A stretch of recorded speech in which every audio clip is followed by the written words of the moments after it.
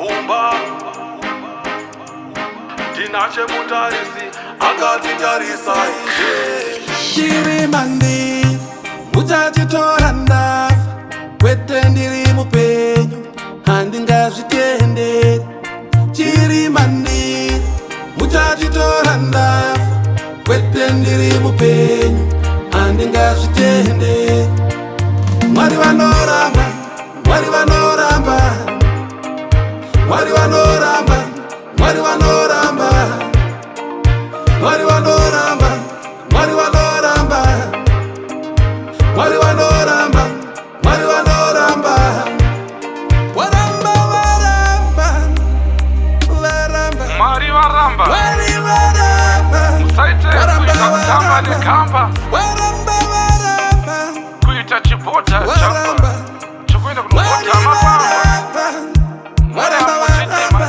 chansi pamba. Zvinhu zvatoona zvizhinji, bvunza mukoma siki minji. Hatina kuomera isu satizitizhi, patichingoziva tinopasa remuriki. Saka ningi ndinhingi, bhigi ndiwingi, kana sau ndimaku, gwindi ndiwindi. Gara wanguziva kuti hapana aivhinzi, pengatinje kuita wilkinzi. Ndichiti munogona kunge muri matwinzi, but ever since pamakauya panyika munhu wese ane zvake zvikadzoma-sinzi. Ndichiti hapana pongatore chipo, nekuti changu hachizi chido. Handi rambe ndakamira kunge chipo, mungatotore chipo ko, nekuti ikoko musandifananidze nemboko.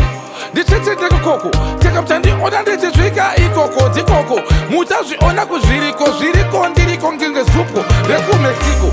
Zvichinzi aniko achada kundimisa hahwini, muna mune matambu dziko kuchatomirira ndife, kwete kuti mimi mungauye mundi hamungandipe. Saka hamuna chamungatori, mungangondisvori gore negore, asi chingoziva kuti ndakatowina, saka mimi hamundidzore.